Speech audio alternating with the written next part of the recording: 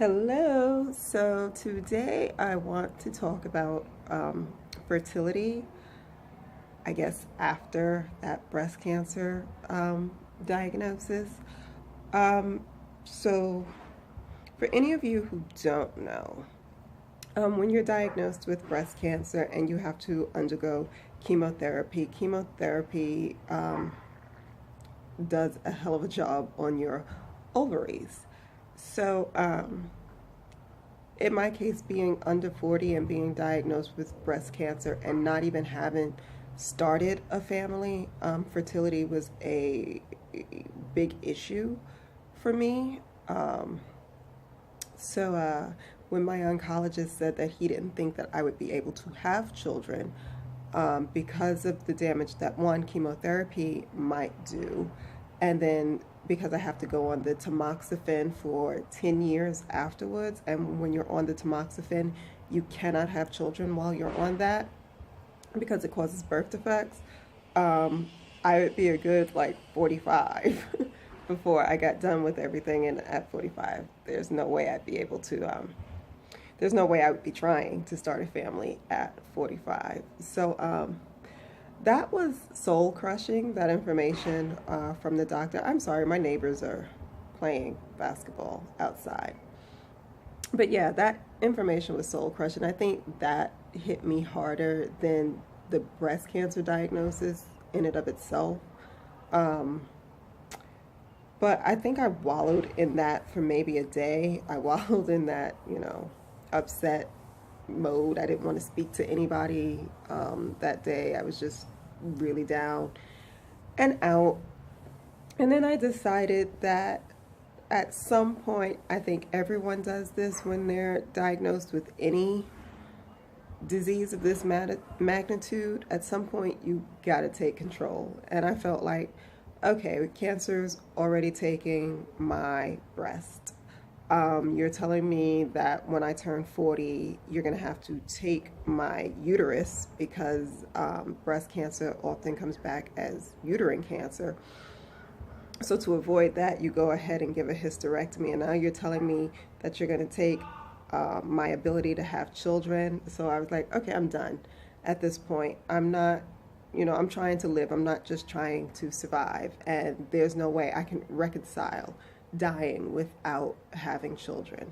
So I met that point of resistance when the next time I saw my oncologist, I was like, look, you're not going to like me because I am having children. So we got to troubleshoot this. We're going to have to figure this out because this is something that's going to happen for me.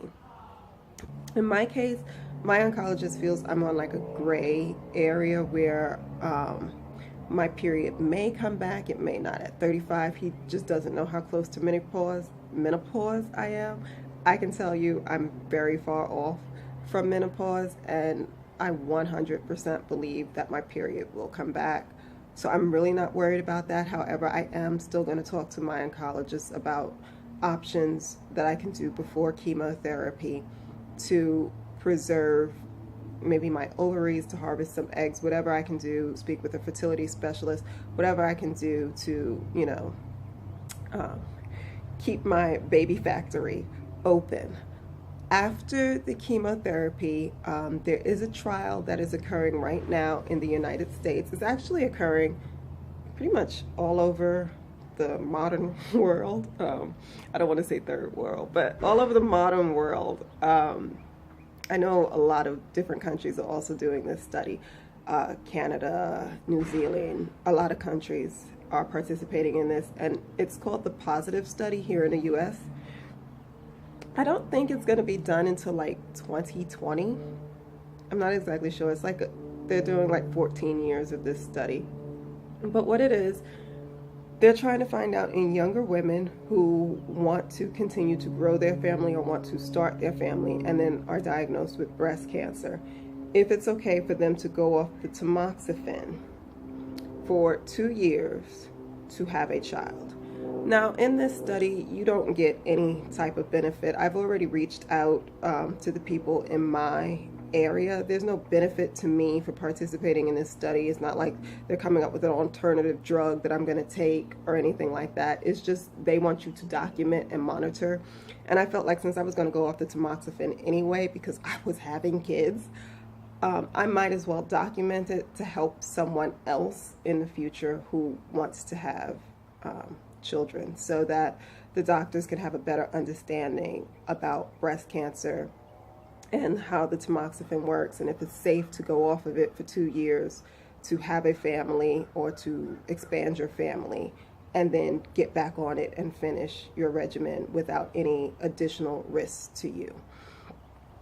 So there are options out there, and I'm going to allow you guys to follow me in my journey with this whole fertility thing and breast cancer, because this is something that's extremely important to me, and I don't feel like it's that discussed.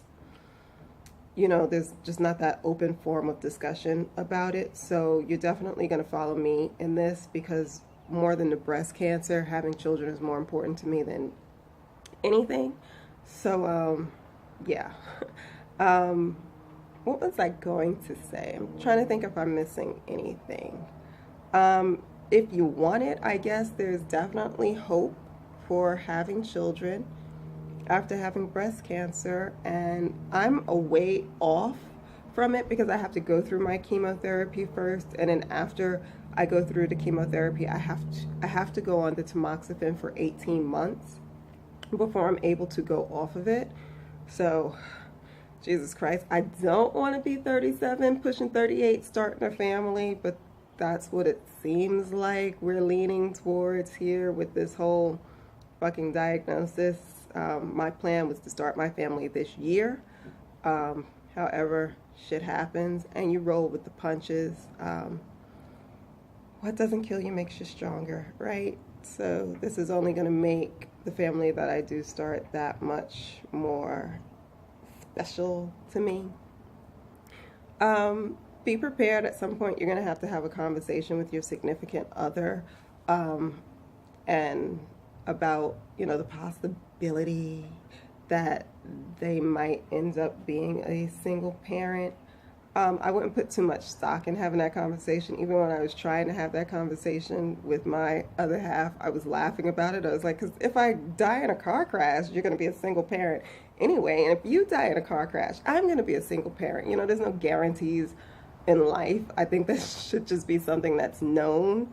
If something happens to my child's mother, I'm going to be the single parent or whatever have you, vice versa. So I don't think that was a big discussion for me to have, and my partner is pretty mature, so he didn't have a problem with it anyway. We kind of laughed while we were having that conversation. But yeah, have that conversation and don't give up. I'm not giving up. You know, you can have children post breast cancer diagnosis, and I'm going to prove it to you.